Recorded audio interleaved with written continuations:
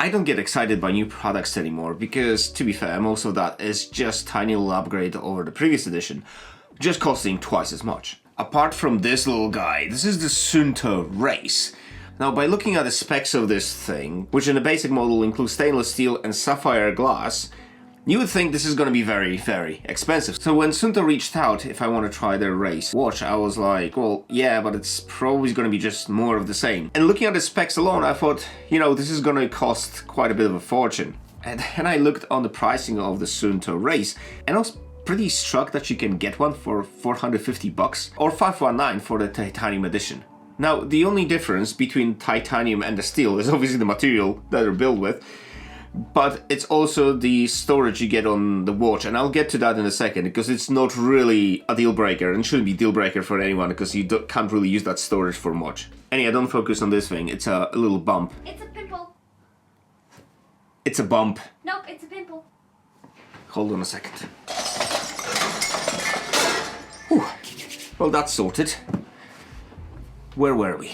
If you're looking for a heavily graph-orientated review with tons of data, or for ultra runners' point of view, have a look at DC Rainmaker or Run to Summit videos. They're really, really good, and these guys are very much into their graphs. I'm not. What we'll look at here is an actual everyday use for an average active person. And a full disclosure, I've been using Garmin since the Fenix 5.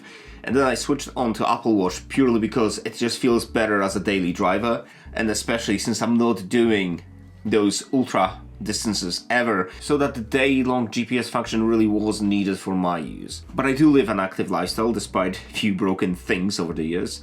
So between cycling, mountain biking, surfing, kite surfing, and casual running, I need something that tracks my progress. Let's start with the build quality, because I was pretty impressed that you can get this, again, for that price point. That sapphire glass survived me bumping this into not only my bikes, but also fixing up my van that's constantly broken, and if you know me, everything's being held by zip ties. But to get those zip ties in the right place, you need to squeeze your arms in really tight places. And all the watches I've had, including Garmin and Apple Watch, and including this little guy, they survived those crash tests really well. Apologies for the nose accent, but we had a couple of really cold days in Scotland, but it was also very windy, so we went kite surfing, and no matter how many layers you put on, when autumn hits, you're gonna get cold here. Just as with the glass, the rest of this watch is built really, really well. It looks basically like a reverse Oreo cookie.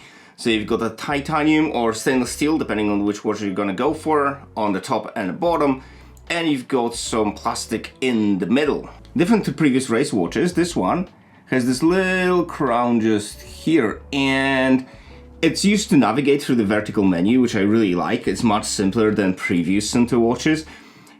But there is one caveat to this. When you're wearing this and it's slightly towards your wrist, so if I'm surfing and I've got a wetsuit on that pushes it closer to my hand, as soon as you move your hand up, you keep pressing on that crown and activating functions, which you really don't want to do. And there's sadly no way to disable that. It might be just me issue. I do know that I've got some personal things that probably a lot of people can't relate to, but it is a thing to mention nonetheless. I normally don't like the straps that come with these watches. I always go on Amazon and buy something different.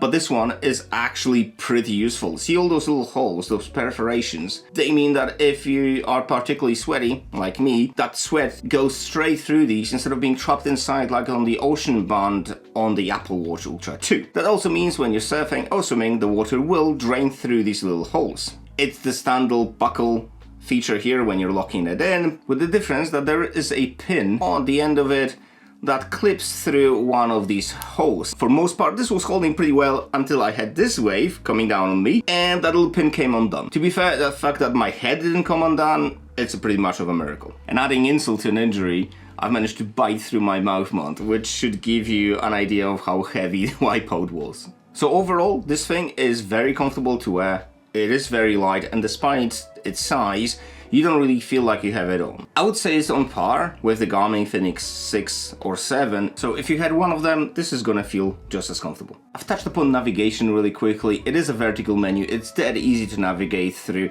You've got 3 buttons only, so if you're used to bigger button layout like in the Garmin, you need to get used to this one. Thankfully, it's not really rocket science, but obviously coming from one system to another, I found myself pressing the wrong buttons all the time. It's kind of more of a me issue than the watch issue. So the crown is used to scrolling through all all your widgets and selecting your choice, your top button starts the activity you were on last time, or you can quickly scroll down and change to whatever you're doing right now. The bottom button is a dedicated back button. Now, this was really annoying in the previous Suunto watches because there wasn't one. I was trying to use one of them for paddleboard race, and for the love of me, I couldn't get out through one of the menus, and I ended up not tracking my session at all. So this is a nice little upgrade. If you're on the home screen and you press the bottom button, that takes you to the control panel, when you got things like alarm clock, do not disturb setups, flashlights, and others. Now, speaking of flashlight, this is an AMOLED display. And just like Apple Watch, when you use flashlight, it is pretty powerful for obviously what it is. Great thing about these watches is that you can customize two buttons, the top one and the bottom,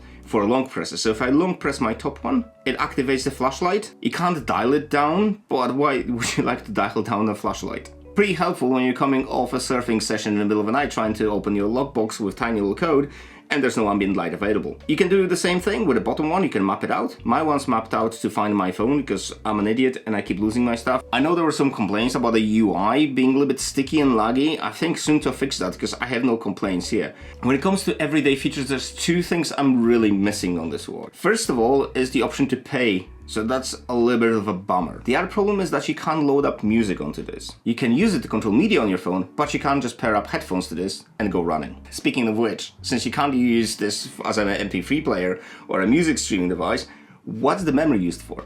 And it's used for mapping. So this is what I meant when I said you don't really need the most expensive option and you don't really need to go for the titanium, because the maps are not really that heavy. The whole map of Scotland is less than 1 gigabyte, and you get 16 gigs with the basic Steel edition. But here's the catch. You have to download these apps onto your phone when the phone is connected to Wi-Fi. I've tried testing this when I arrived at the location, and it didn't allow me to download anything over the 5G, which is a little bit ridiculous. So there should be a toggle saying like, I'm okay to use up all my data. You know, 1 gigabyte isn't really that much in current times, and especially with the 5G being widely available, and most of us being on unlimited plans.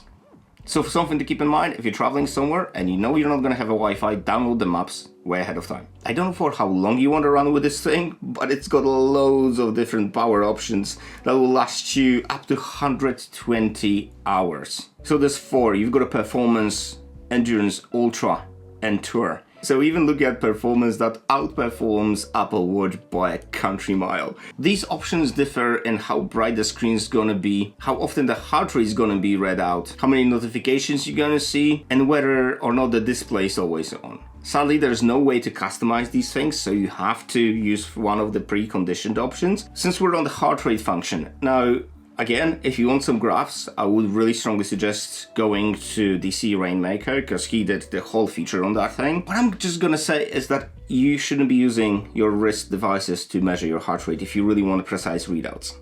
These are just as good as the optical sensors in these, and sadly Suunto feels like it's falling behind Garmin and Apple Watch in that regard. And to be fair, with any kind of sports watch I have ever worn, if I needed that heart rate to be super precise, I was always wearing a heart rate chest monitor, and you don't have to spend an arm and leg on one of them. Getting something simple for 30 bucks off Amazon's gonna do a great job. So sorry to say that, but they all suck.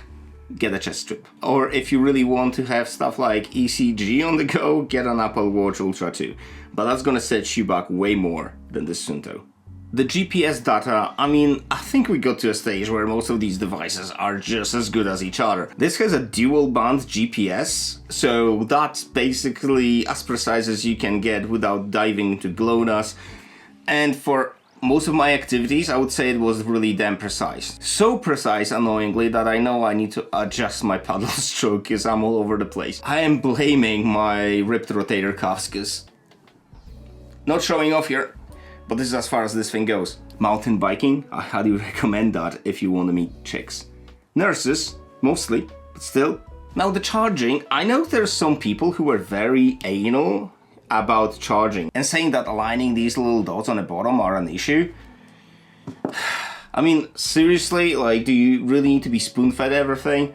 It's not an issue. It's not as easy as an Apple Watch, and I admit that I prefer my Apple Watch charger. Like, who doesn't? You just can chuck your watch and it's gonna charge regardless. With this thing, all you have to do is just, like, even if you misalign this, it's not a biggie. Like, you just spin it slightly and it clips on. And you can tell it clipped on because it's gonna give you an audible notification, but also you can feel the magnets are holding. It's a small tiny flaw, no one cares about it. What I'm only concerned about is the lack of ability of putting the music onto the watch and being able to pay. Going for a run, I just prefer not to carry any other devices.